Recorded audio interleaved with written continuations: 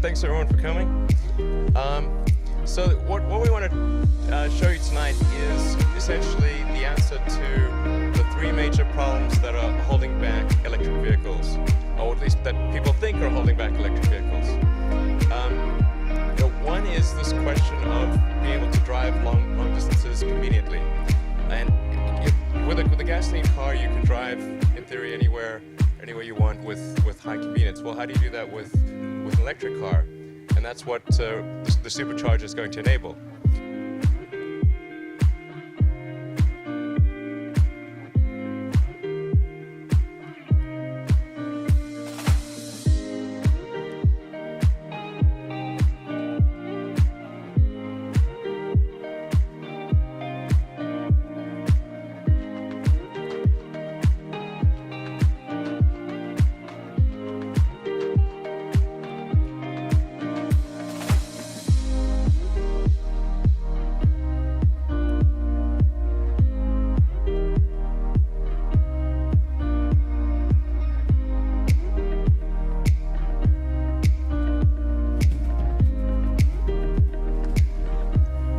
So we're going to have these at highway rest stops all around the country and around the world, and that's combined with the solar power deck that you see there. So that provides the solar power that goes to the supercharger and then to the cars. Stop for less than half an hour and recharge and be ready to go again. So, yeah. So if you take the typical trip that someone experiences when they're driving, let's say you started out at 9 a.m. and you drove for 3 hours. Around noon, you'd want to stop for a bite to eat, go to the restroom, grab a coffee, and be on your way. And that actually takes about 20 to 30 minutes. And what you can do with the supercharger, you can just plug your car in, and by the time you're done with all that, you're ready to go again. So there's no meaningful difference between driving an electric car and driving a gasoline car. And the supercharger, this is not something that's going to be deployed at some distant point in the future. This is video from today showing 4 of the supercharger locations in use.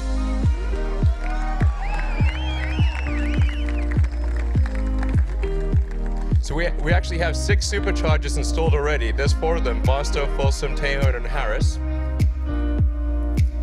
And in fact, we have here 2 of the people that, the first 2 non-Tesla people to use the supercharger network. And we'll go to them in a moment. One is Brad Berman from the New York Times. He's driven all the way from Tahoe to Los Angeles. It's over 500 miles today. And in fact, maybe it'll happen some point in the future. These are installed. We built these up in secret, and we're unveiling it for the first time tonight.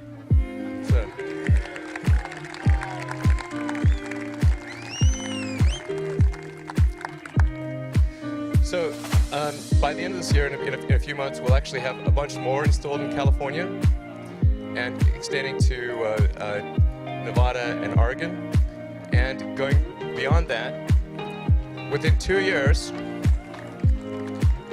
this is not an exaggeration, within 2 years, we will cover almost the entire United States with superchargers. You'll be able to travel practically anywhere. And then our long-term goal, which is perhaps in the sort of 4 or 5 year time frame, so not Tesla long-term,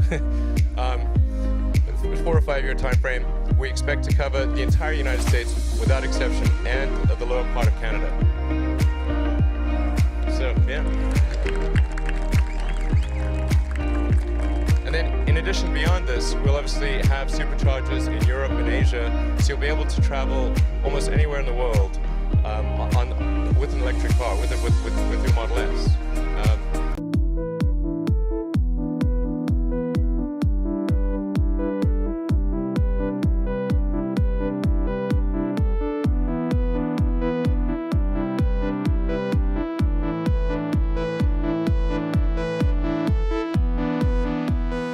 Tesla developed this supercharging technology, which is the most advanced charging technology in the world.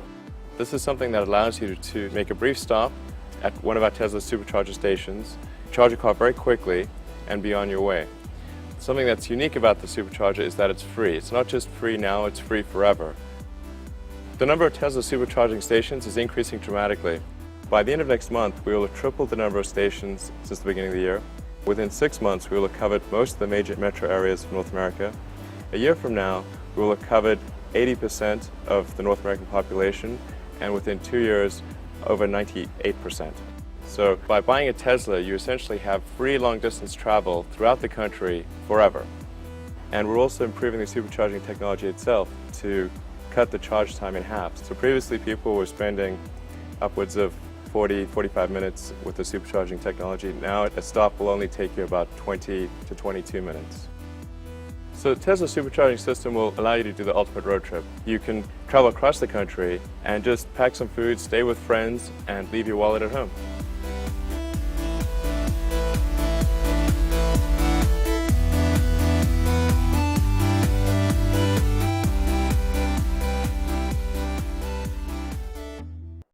포드가 테슬라의 충전 네트워크를 사용하게 되었습니다.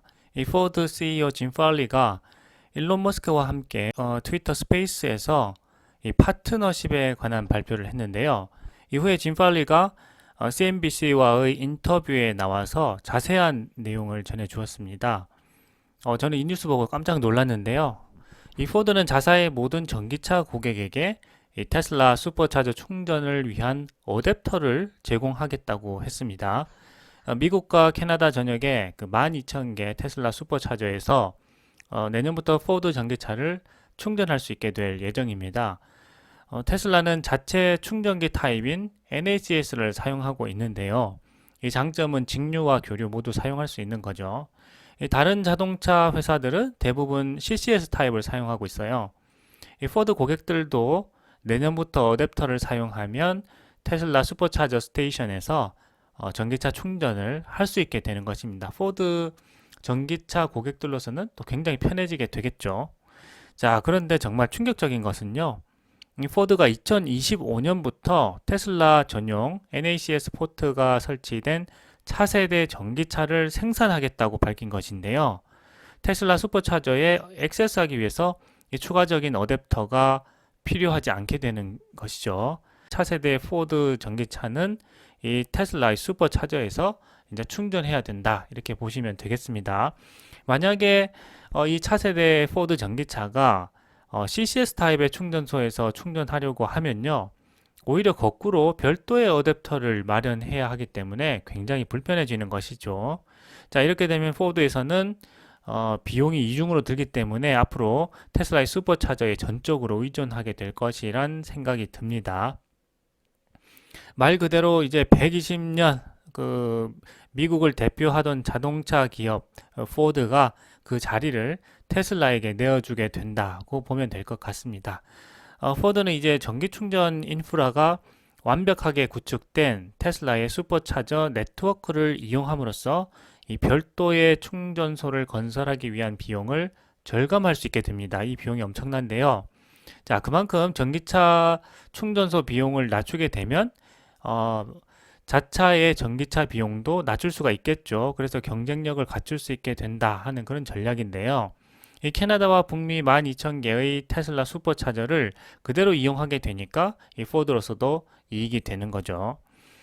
바이든 행정부가 올해 초부터 일론 머스크와 만나서 이 타사 전기차에게 슈퍼차저를 개방해 달라 하는 그런 요청을 했었죠.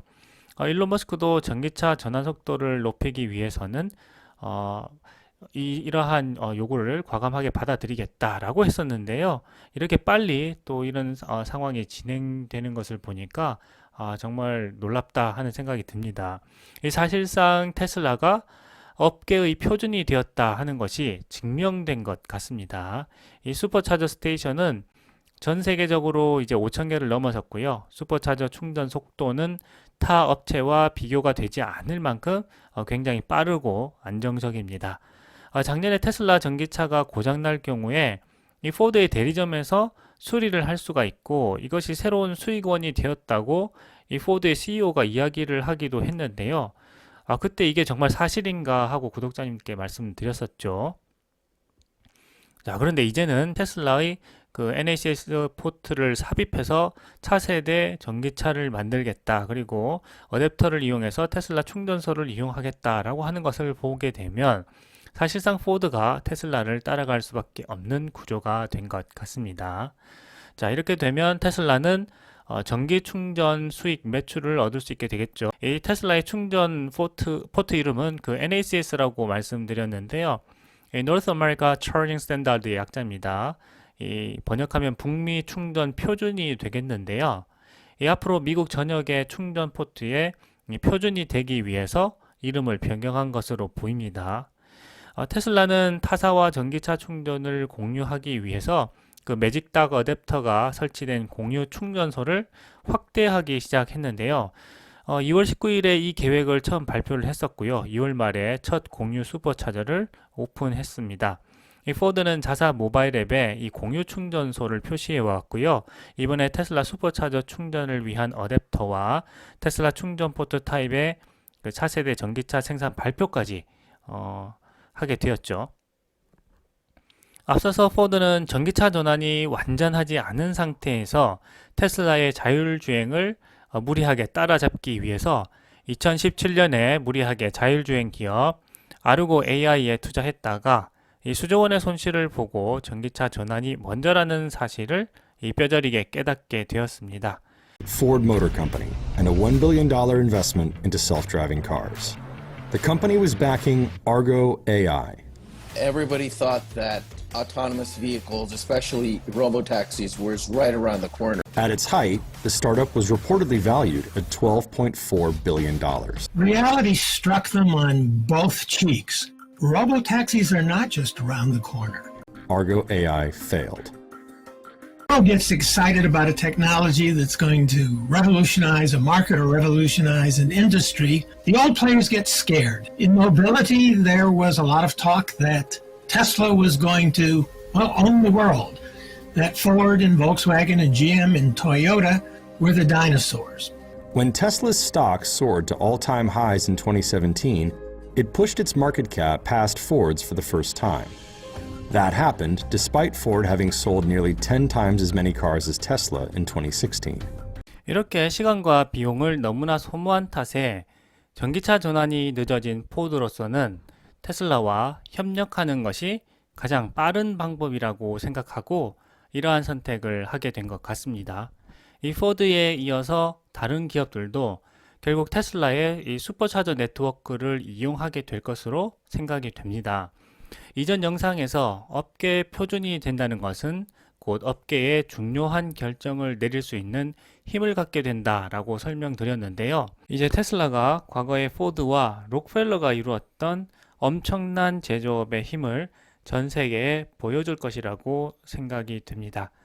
올해 말에 자율주행이 출시되게 된다면 일론 머스크의 말처럼 챗 GPT가 세상을 떠들썩하게 한 것만큼이나 이 자율주행 전기차 부분에서 테슬라가 세상을 깜짝 놀라게 할 것이라고 기대를 해볼 수가 있을 것 같습니다.